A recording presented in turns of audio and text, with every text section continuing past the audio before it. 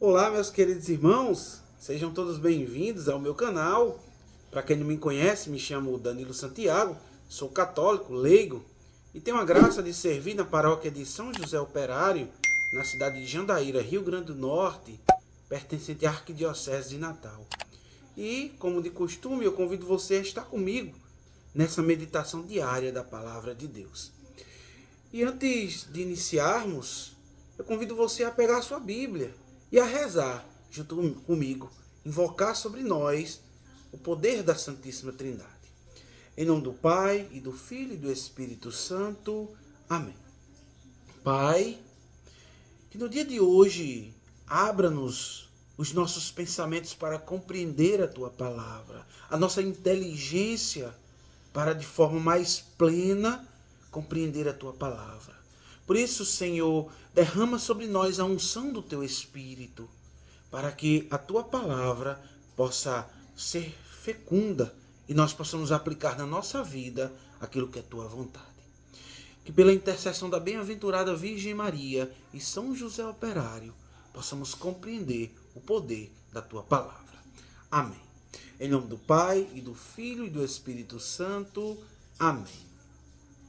E o texto que a liturgia nos propõe para o dia de hoje é o Evangelho de Jesus Cristo segundo São Lucas, capítulo 5, versículos do 33 ao 39. E aqui a grande ideia do texto é que o texto em si ele nos apresenta uma discussão a respeito do jejum. Agora, como deve ser a prática do jejum para nós católicos, nós cristãos? Então, que à luz da palavra de Deus, vamos compreender isso.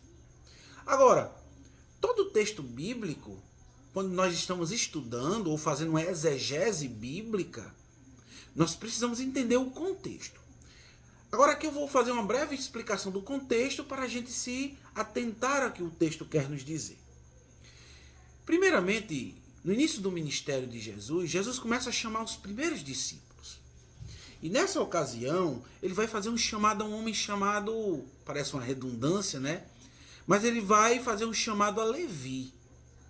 Levi era um cobrador de impostos, um publicano, e na época de Jesus não era bem visto pela sociedade. Por quê? Porque era um homem corrupto.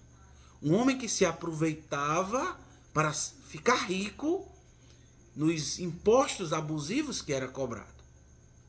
E nessa ocasião, isso a partir do versículo 27, alguns versículos anteriores dos versículos que a liturgia nos propõe, Jesus chama Levi. Então ele larga tudo e põe-se a seguir Jesus. Então o que acontece?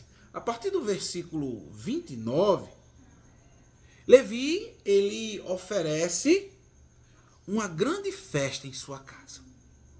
Então o que acontece? Os fariseus e escribas começam a murmurar. Por quê? Porque Jesus estava sentado, se alimentando com os pecadores. E isso no contexto da época era algo que não era fácil de se compreender.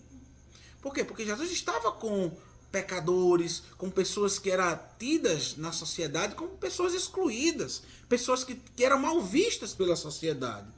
Tanto que Jesus vai dizer, mediante a murmuração dos fariseus e escribas, ele vai dizer no versículo 31 o seguinte: os sãos não têm necessidade de médico, e sim os doentes.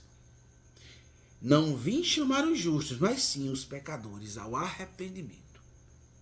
Primeiramente, Jesus está dizendo que não veio chamar os justos, mas veio chamar os pecadores ao arrependimento.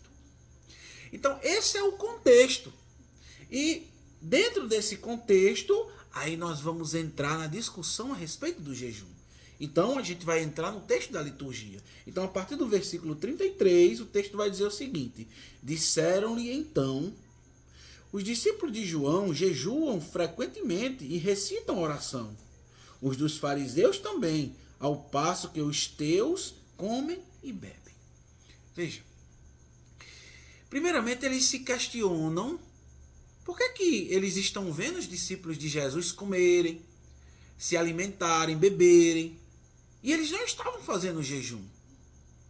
Então veja qual é a resposta de Jesus.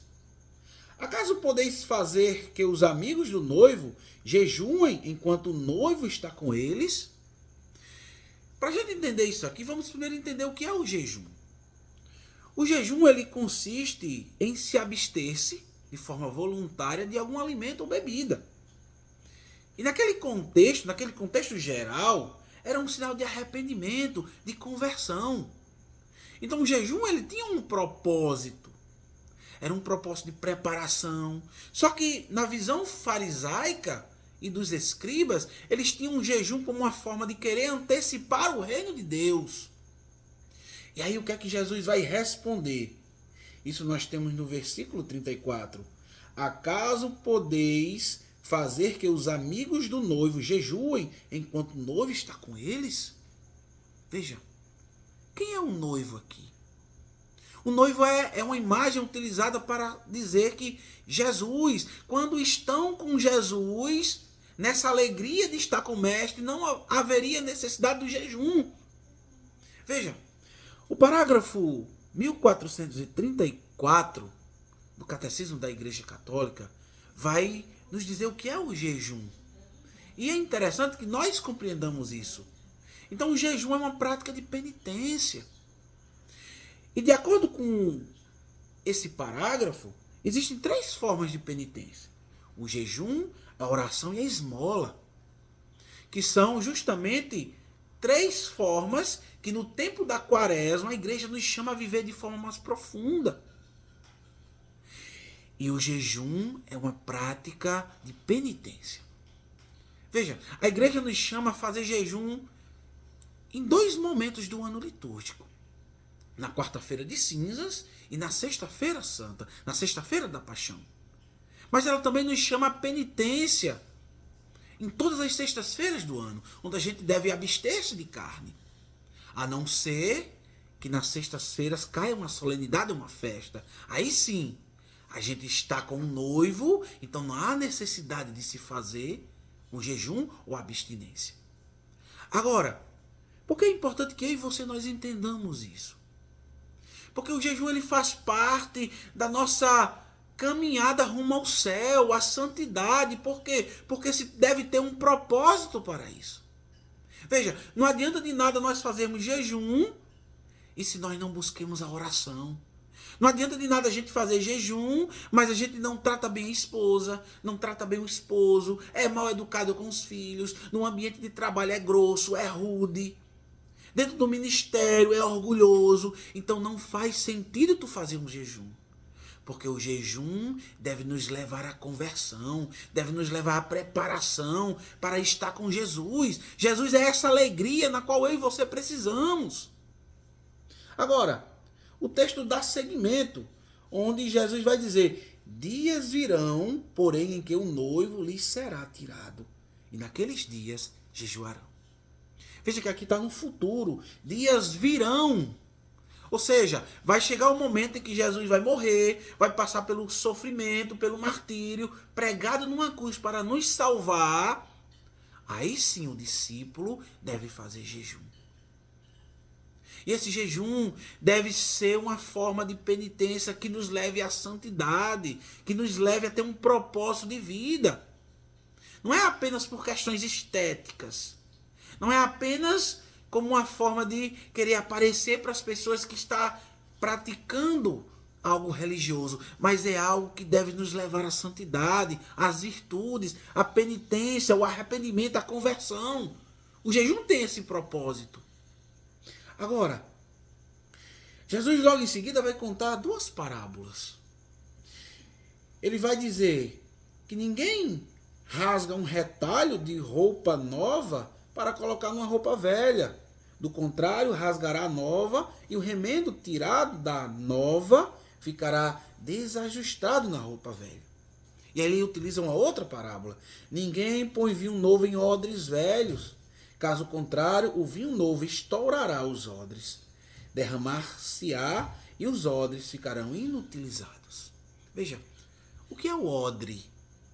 O odre era um recipiente feito de couro de animais que servia para armazenar líquidos e de forma especial o vinho. Então o que acontece? Quando o odre era novo, que se colocava o vinho novo, no processo de fermentação, se extraía do vinho o dióxido de carbono, fazendo expandir o volume do vinho. E quando o odre era velho, o odre, se você colocasse um vinho novo em odres velho, ele se rompia e você perdia o vinho. Então, Jesus quer dizer para os fariseus e escribas que quando está com Jesus, quando está na presença do noivo, nós devemos se encher de alegria. Meu irmão, minha irmã, quantos cristãos, quantos católicos não buscam essa alegria de estar com Cristo? E como é que nós estamos com Cristo nos tempos de hoje? É na Eucaristia, é na Santa Missa. Jesus está presente na hóstia consagrada. Você crê nisso, meu irmão? Então, toda missa, nós temos um encontro profundo com Jesus na Eucaristia. Por isso que a igreja orienta se fazer o jejum eucarístico. No mínimo 1 hora antes de comungar, você fazer esse jejum eucarístico para poder receber Jesus. Então, meu querido irmão, minha querida irmã, que a gente coloque na nossa vida um propósito. Que propósito é esse? É de buscar estar na presença de Jesus. Buscar estar na presença do noivo. Porque Jesus é essa alegria que nós precisamos. Então, que no dia de hoje, meu querido irmão, minha querida irmã, que essa palavra fecunde os nossos corações. Que Deus te abençoe, que Deus conduza a tua vida, que Deus conduza o teu ministério, que Deus conduza a tua vida familiar, que Deus te conduza no caminho da santidade. E que neste dia a palavra fecunde os nossos corações. Louvado seja nosso Senhor Jesus Cristo, para sempre seja louvado.